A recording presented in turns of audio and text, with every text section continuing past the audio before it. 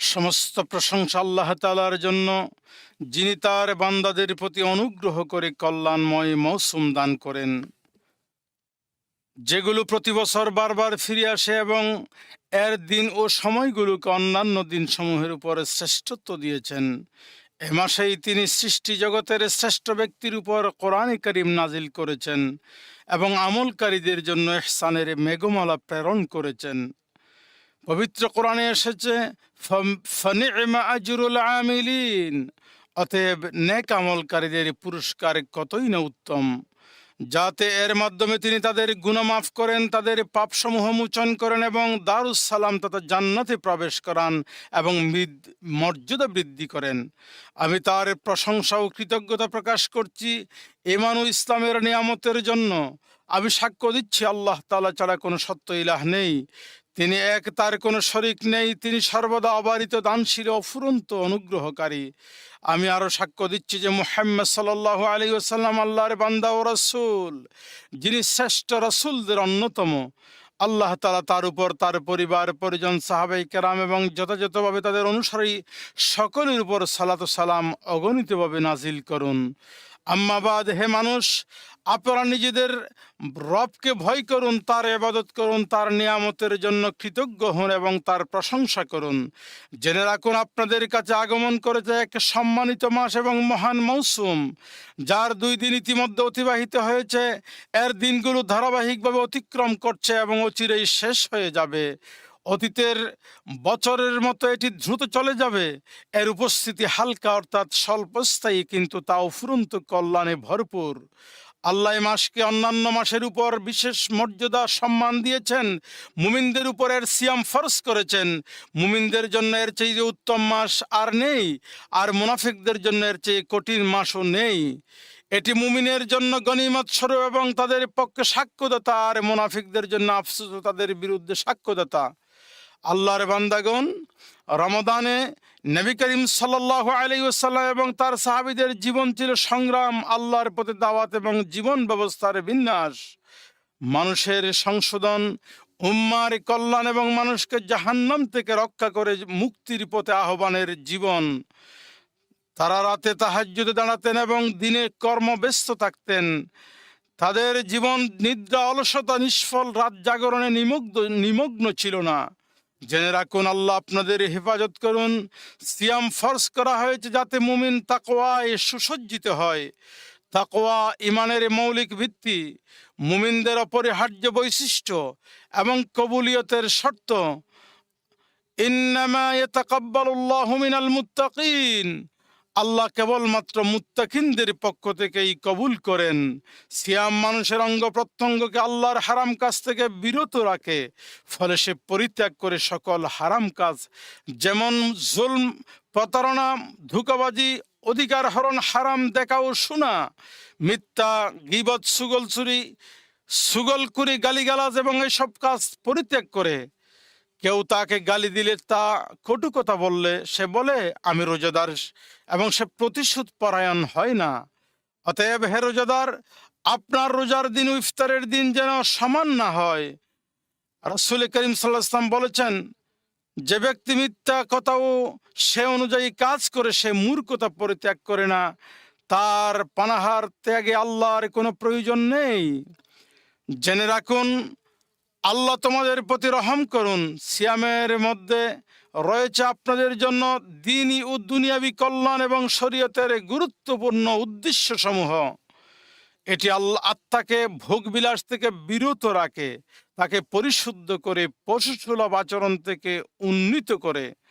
এটি মানুষের ভেতরে শয়তানের প্রবেশ পথ সংকুচিত করে, ফলে সে নিজের প্রবৃত্তির অনুসরণে অন্ধভাবে ছুটে চলে যায়। যখন মুসলিম জানতে পারে যে সিয়াম তাকওয়ার মাধ্যম, তখন সে ইন্দ্রিয়গত, মানসিক তথা বাহ্যিক ও অভ্যন্তরীণ সব ক্ষতিকর প্রভাব থেকে তার সিয়ামকে সংরক্ষণ করে। প্রকৃত মুসলিমের উচিত সারা জীবন সিয়াম পালন করা, অর্থাৎ বিরত থাকা আল্লাহর হারাম ও অসন্তোষজনক কাজসমূহ থেকে, যা তার ঈমানকে ক্ষতিগ্রস্ত করে। এদের জন্য রয়েছে উচ্চ মর্যাদা এবং তারা জান্নাতের সুউচ্চ কক্ষে নিরাপদ থাকবে। আল্লাহ আপনাকেও আমাদের সকলকে তাদের অন্তর্ভুক্ত করুন।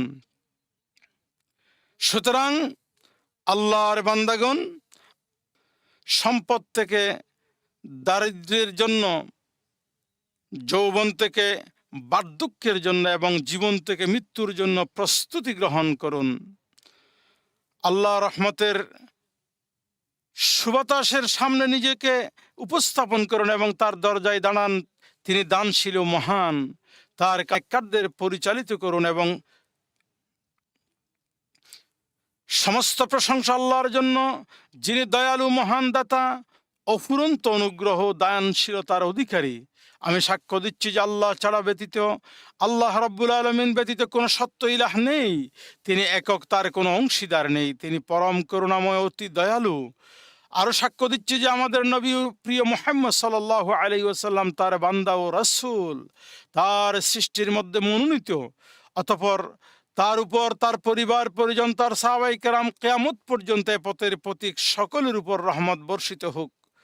আম্মাবাদ, আপনারা আল্লাহকে ভয় করুন এবং জেনে রাখুন যে একজন মুমিনের জন্য অপরিহার্য হলো নিয়তকে আল্লাহর জন্য একনিষ্ঠ করা, সব শুধু আল্লাহর কাছেই প্রত্যাশা করা, এবং জেনে রাখা অত্যাবশ্যকীয় রোজার কিছু আদব রয়েছে, সেগুলো পালন করা আবশ্যক, এবং কিছু রোজার ভঙ্গকারী বস্তু রয়েছে, সেগুলো থেকে বিরত থাকা আবশ্যক।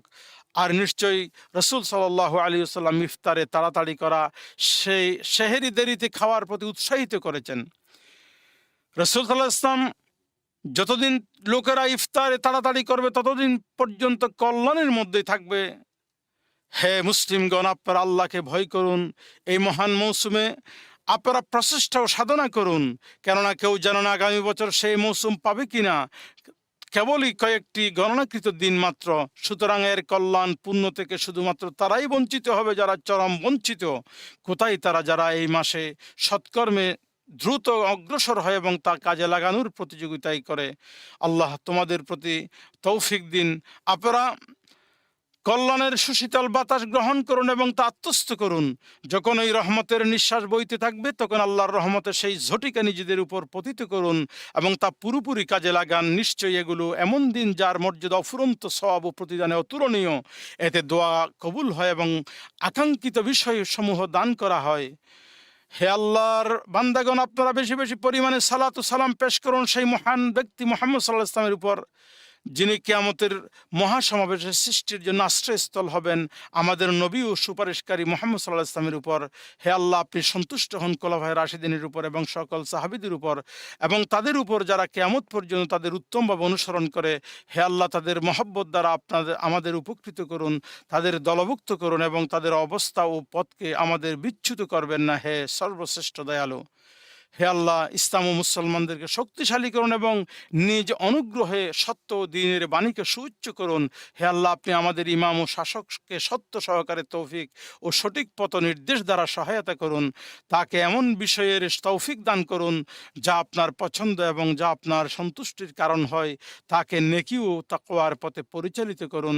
তাকে উত্তম পরামর্শদাতা দান করুন। তার মাধ্যমে আপনার দ্বীনকে শক্তিশালী করুন এবং আপনার বাণীকে সুউচ্চ করুন।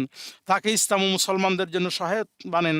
তার মাধ্যমে মুসলিমদের কালেমাকে সত্য ও হেদায়েতের উপর একত্রিত করুন। হে বিশ্বজগতের প্রতিপালক, হে আল্লাহ, আপনি তাকে এবং তার যুবরাজকে, তার ভাইদেরকে সহযোগী সত্য হেদায়েতের উপর তৌফিক দান করুন এবং এমন সব কিছু যা বান্দা ও দেশের কল্যাণের জন্য প্রয়োজন। হে আল্লাহ, আপনি মুসলিমদের শাসকদের তৌফিক দান করুন আপনার কিতাব অনুযায়ী, আপনার নবী মুহাম্মদ সাল্লাল্লাহু আলাইহি ওয়াসাল্লামের সুন্নাহ অনুযায়ী কাজ করার।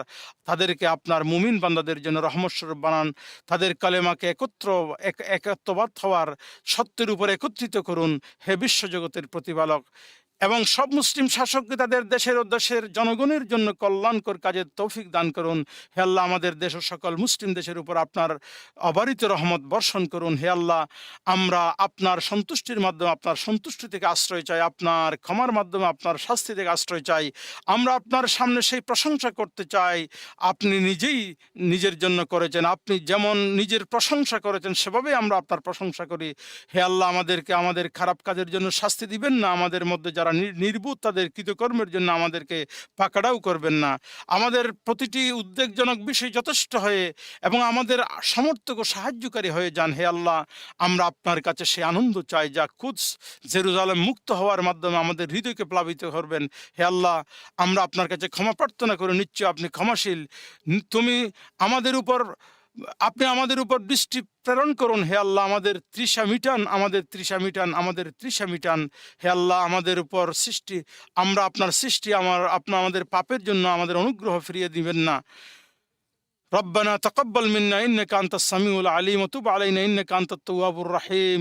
سبحان ربك رب العزة عما يصفون، سلام على المرسلين.